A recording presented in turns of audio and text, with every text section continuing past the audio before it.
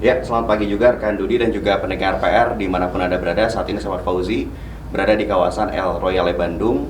Dan kali ini seperti kami tadi sampaikan, kita akan coba hadirkan special talk show bersama dengan Menteri Badan Usaha Milik Negara Republik Indonesia Bapak Erick Thohir yang alhamdulillah di tengah kesibukannya setelah berkeliling-keliling ke seluruh wilayah Indonesia menyempatkan waktu untuk berbincang bersama PRFM. Pak Erick, apa kabar? Baik, alhamdulillah. Ya, Pak Erick tentunya nggak ada liburnya ya Pak ya? Kalau Bapak sebagai Menteri nggak ada libur itu gimana sih Pak? Pak Presidennya nggak libur, gimana menterinya libur? Betul. Baik, tapi mungkin bisa disampaikan seperti apa nih agenda kegiatan di Bandung, di Jawa Barat pada pekan-pekan ini Pak? Ya. Saya rasa agendanya konsisten, kita banyak koordinasi dengan pemerintah daerah juga, seperti yang saya akan lakukan di Labuan Bajo. Itu tanggal 12 dan 13 kan ingin memastikan pelabuhan yang dibangun itu siap. Pelabuhan yang akan diresmikan oleh Bapak Presiden tanggal 14. Dan di situ juga kan kita ditugaskan untuk membangun juga tempat para wisata. Seperti kalau tadi pelabuhan buat kapal, ini pelabuhan buat kapal-kapal pinisi. Betul. Jadi kayak marinanya. Nah, itu kita juga mau cek. Dan ini yang menjadi penting juga bahwa di banyak daerah itu punya monumental sebuah investasi dalam pasca Covid. Sama habis dari Labuan Bajo kita sama Bapak Presiden ke Mandalika untuk melihat sirkuit motor GP untuk tahun depan. Nah, sama ketika kita ke Bandung ini, ke Jawa Barat ya. Kita ingin juga mendorong investasi pasca Covid karena penting sekali kita jangan terus ya terjebak dari situasi Covid terus yang akhirnya kita bertahan, kita terbelenggung, pesimistis. Nah, justru kita sekarang harus bergerak bahkan agresif karena pasca Covid itu juga banyak terjadi perubahan yang tentu dinamikanya harus kita pastikan apa masyarakat dapat pekerjaan dan juga pertumbuhan ekonomi. Ya, baik. Jadi artinya sekarang kita masih di tengah pandemi COVID-19, tapi kita pun harus ke depan ya Pak ya. Bagaimana sih setelah ini? Apakah bisa langsung bangkit ekonominya? Tentu kan bukan hal yang mudah ya Pak Erick ya. Saya optimis ya. Kalau kita lihat data-data terakhir juga kan di semester ini prediksinya tumbuh 4, berapa persen. Dikala banyak negara lain itu masih berjuang melawan Covid. Betul. Alhamdulillah dengan gotong royong pemerintah pusat, pemerintah daerah, dan terutama rakyat Indonesia yang luar biasa, kita bisa menjadi salah satu negara yang terbaik dalam penanganan Covid. Itu data-datanya ada, padahal kalau kita lihat beberapa bulan yang lalu dicemoohkan, ya dibilang kita tidak mampu. Gitu. Nah sekarang kita menunjukkan bangsa kita itu bangsa yang selalu dalam saat krisis bisa bangkit.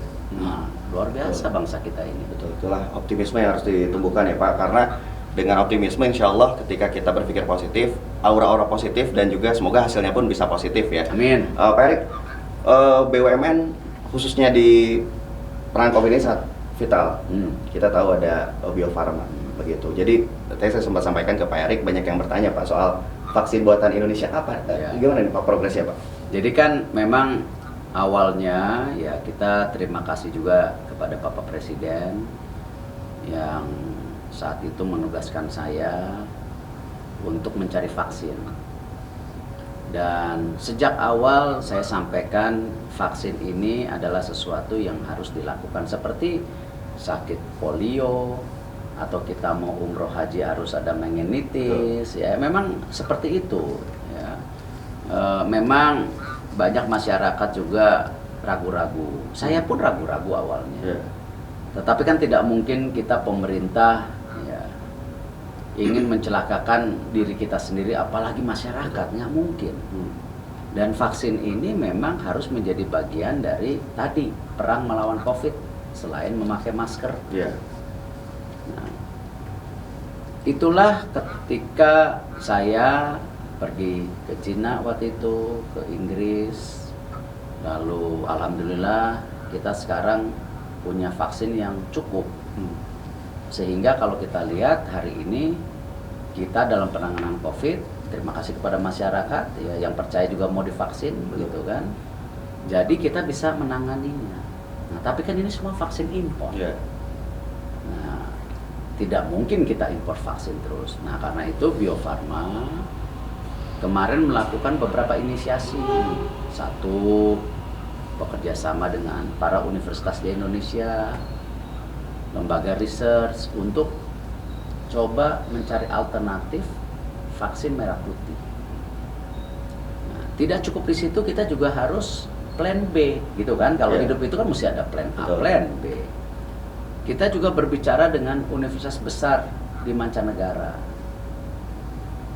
untuk coba mencari, ya bisa nggak kita membuat vaksin bersama.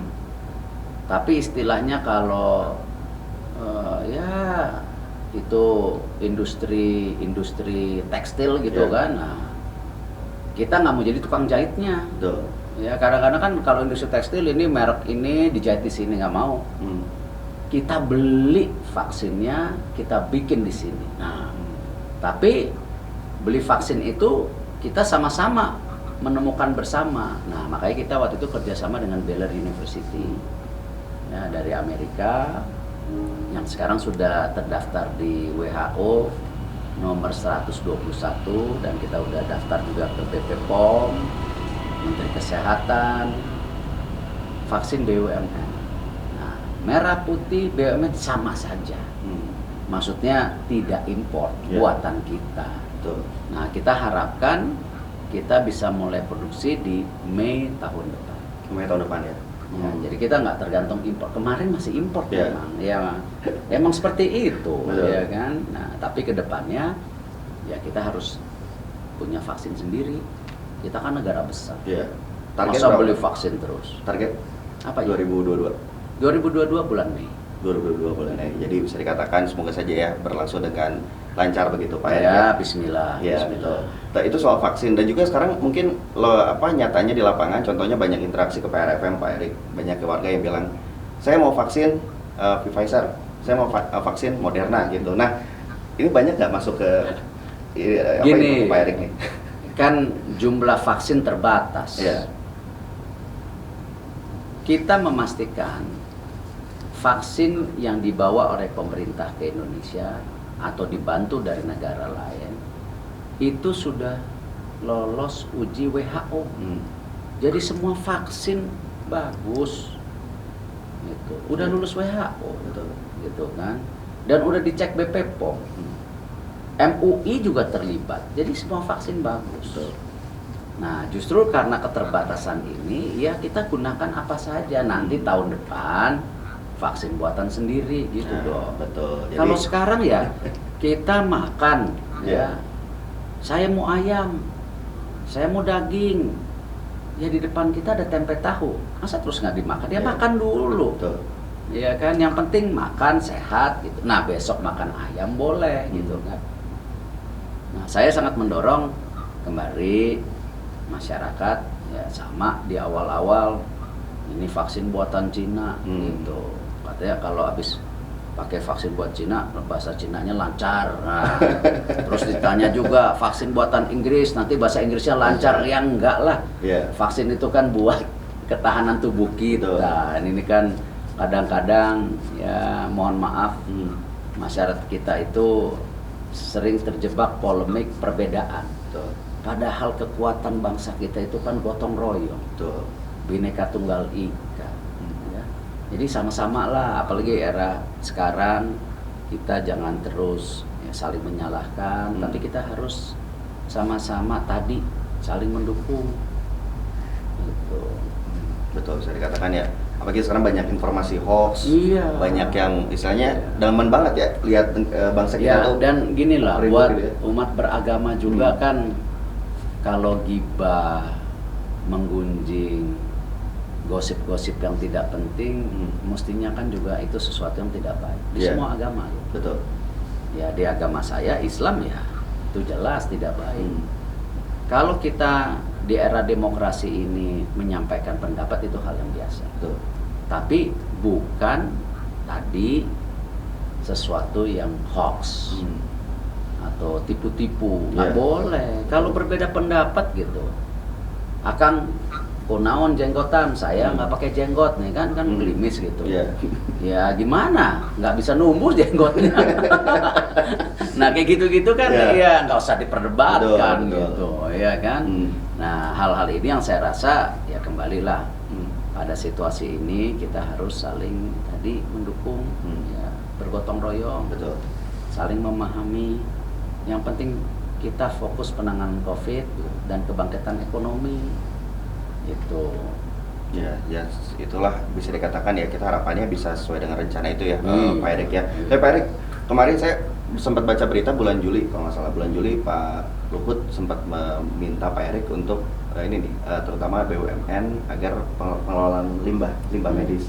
Kita tahu masker sekarang saya ini 2 nih Pak maskernya Pak, karena untuk menjaga prokes. Nah, limbah pun otomatis akan meningkat. Nah, respon dari BUMN untuk yang pengelolaan limbah seperti apa? Ya sama, BUMN itu sejak awal ya kadang-kadang kan kita dilihat nih Pak Erik ini Menteri BUMN atau Menteri Kesehatan atau Menteri Olahraga atau Menteri Pariwisata ya kan, atau Menteri Ekonomi. Tapi yang saya sampaikan bahwa memang BUMN itu korporasinya menyangkut semua lini. Nah karena itu kan kita juga jangan sampai terlalu besar tapi tidak sehat. Makanya itu BUMN kita konsolidasikan dari 108 menjadi 41. Ya, tapi BUMN-nya yang kuat. Toh 108 yang dividennya 11. Waktu dijadi 41, 11 juga yang dividennya. Ya kan? Jadi ya kita cari yang sehat dan kuat untuk apa? Ketahanan pangan, ketahanan kesehatan, ketahanan energi. Nah, untuk kesehatan itu kenapa sejak awal kan pada waktu COVID itu kita membangun rumah sakit Wisma Atlet di Jakarta.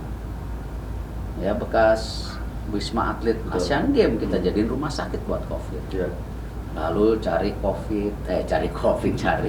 vaksin COVID gitu kan. Lalu ditugasin kemarin kekurangan oksigen, kita lakukan ya beberapa industri yang ada di BUMN seperti Krakatau Steel yang tadinya oksigen buat industri dijadiin kesehatan, di Gresik begitu, di Pupuk Sriwijaya, PLN juga kita lakukan. Sama untuk penanganan limbah itu kan kita kebetulan juga punya pabrik-pabrik semen. Semen itu kan ngebakarnya panas sekali. Nah jadi ya dibakar aja di situ gitu kan. Jadi ya tapi bukan berarti kita menyelesaikan seluruh problem daripada limbah daripada kesehatan ini. Ya harus dibuat sistem. Makanya di masing-masing rumah sakit juga harus punya pembakaran.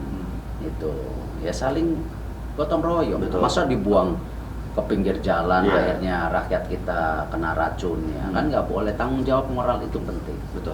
Ya kita berbisnis, berkorporasi, tapi sosial secara tanggung jawab juga harus kita jalankan jadi seimbang. Nah karena itu kita menekankan semua BUMN juga tadi selain berkorporasi tapi sosialnya juga harus baik. Tapi karena juga BUMN ini 90% terdampak, CSR-nya mesti benar-benar menghemat dan sesuai dengan targetnya. Makanya kita rubah sekarang hanya pendidikan, lalu juga penghijauan lingkungan hidup dan UMKM. Karena 90% BUMN terdampak seperti swasta sama. Tapi kan kembali kita nggak menyerah, kita lakukan efisien. Ya capex PLN hemat sampai 24 triliun bayang. Pertamina, Krakatau Steel, PT Pul, wah kita lakukan. Dan akhirnya apa? Di tahun 2020 walaupun ya terdampak COVID, kita bisa kasih ke negara 375 triliun. Walaupun terdampak. Jadi transformasi yang ada di BUMN ini kita lihat dianggap berhasil oleh banyak orang.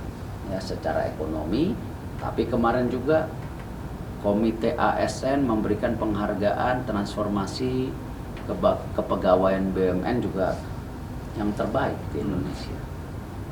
Nah itu artinya apa? Kita bisa kalau kita Betul. mau. Nah itu dia ya. Artinya kan ada sangkut pautnya dengan SDM ya Pak ya. Kemarin sempat juga berbincang dengan Kang Emil, berbicara juga soal digitalisasi 4.0. Salah satunya mungkin bagaimana kita bisa lebih melek digital, SDM-nya pun sama. Nah itu seperti apa mungkin Pak? Ya. Apakah SDM kita mungkin bukan hanya BUMN, harapannya untuk seluruh masyarakat apakah harus bisa lebih? Iya, Lebih, Pak. kan kemarin saya ketemu Pak Solihin, ya kembali bukannya apa-apa ya. Sebagai generasi muda ya kita harus apresiasi perjuangan beliau. Betul.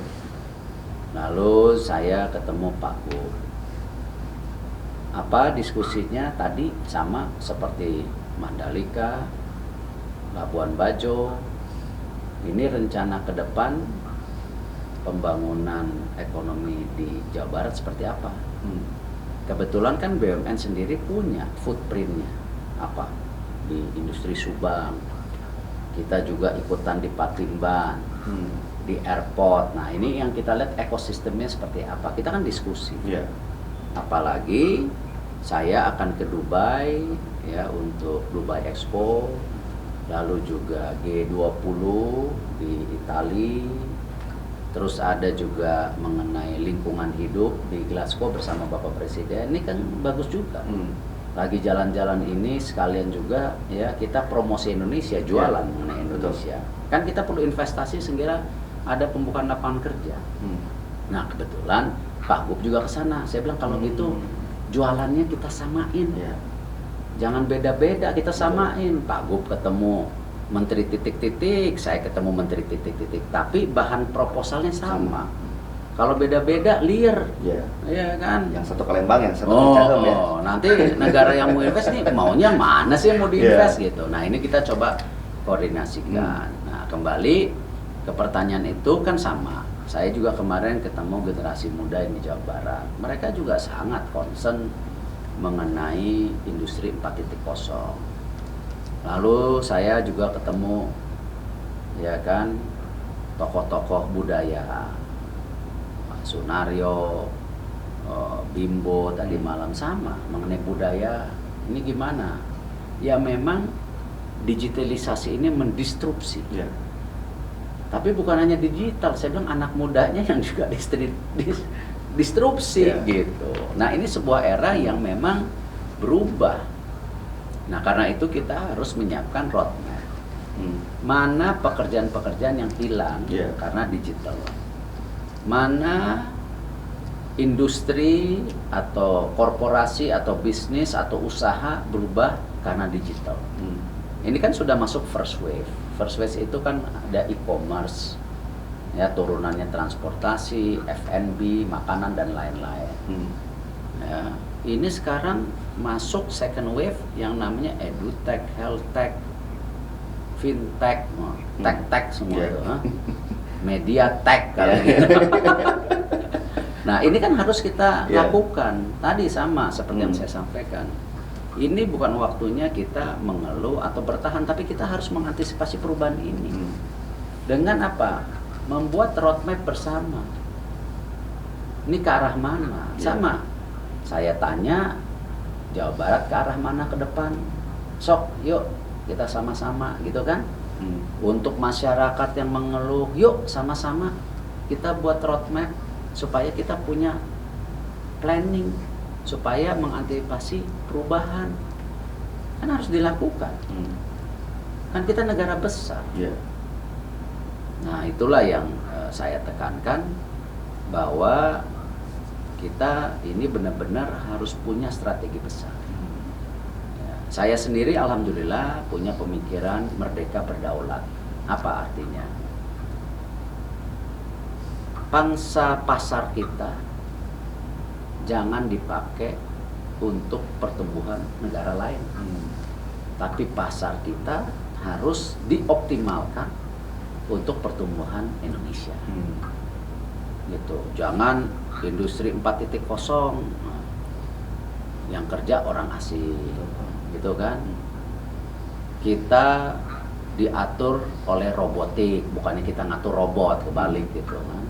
Film Terminator tuh lihat ya kan. Nah jadi hal-hal ini ya kita harus lakukan. Nah karena itu Di transformasi BUMN juga saya mengarahkan untuk BUMN bertransformasi.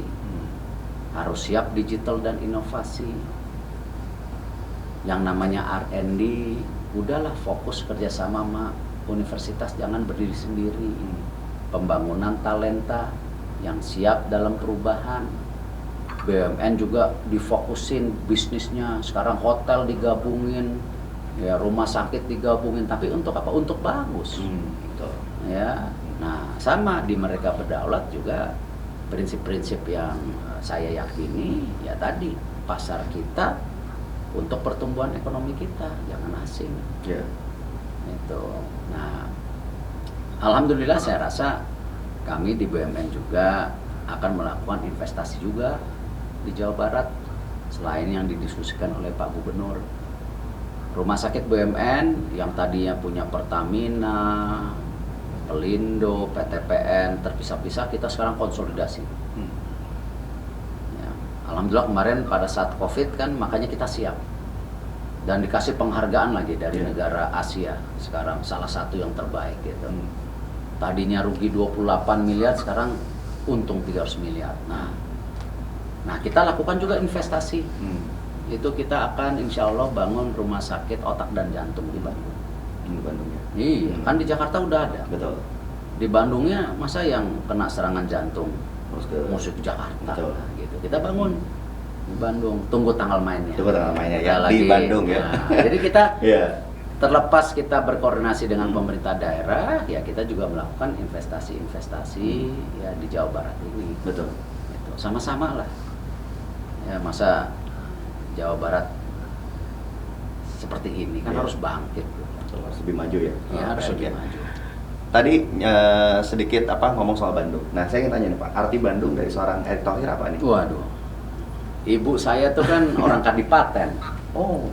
Iya. Nah, ya kan saya setengah Sunda, setengah Sumatera. Iya.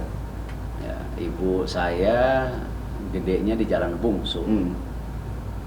Ya, saya rasa ya Bandung ya rumah kedua lah ya. Gitu. Ada darah Jawa Baratnya kumaha gitu. Kumaha tuh ya. Tapi apakah itu udah gitu juga ngurusin Persib juga. Jadi ya gimana? Itu ya, kan? awal mulanya walaupun tidak mayoritas betul, ya kan betul. kita cuman investasi mendukung aja lah. Ya masa katanya dukung Inter Milan aja gitu. Persibnya enggak, ya kita dukung Persib gitu. Sama-sama biru ya. Iyalah. Tapi sedikit ngomongin Persib nih. Seberapa intens nih? Mungkin apalagi kan sempat juga disampaikan ya Pak Glenn masih juga kan, mungkin Pak Jumo juga nih sosok-sosok ini Anda melihat seperti apa nih? Saya rasa kan awalnya masuk Persib waktu itu kan memang Pak Glenn mengundang saya ke kantornya. Ayo jangan hanya Inter Milan, yang di Indonesia juga ya udah saya ikut tapi ikut aja. Ya kalau di Inter Milan kan saya mengambil alih. Betul. Ya membuat planning dalam 5 tahun Inter Milan masuk Liga Champion, alhamdulillah berhasil gitu kan. Nah di Persib waktu itu ya karena saya minoritas ya saya hanya mendukung, memberi masukan, kan sudah ada manajemennya. Ya, tapi yang saya pastikan manajemen yang ada di Persib fokus menjaga Persib, saya jamin itu. Buktinya dalam mengelola Persib yang sudah cukup lama sekarang kan posisi Persib baik. Kalau klub-klub lain banyak juga yang turun ke bawah, Persib bagus gitu. Ya memang juara perlu ya jalan Allah gitu. Betul. Tapi kan udah pernah juara gitu. Nah, apakah tahun ini juara ya kita lihat. Mestinya timnya bagus gitu. Ya. Kita harapkan ya Boboto, Viking ya dukung Persibnya dengan cara-cara yang positif. Walaupun gimana pemain, pelatih kan manusia. Ada capeknya.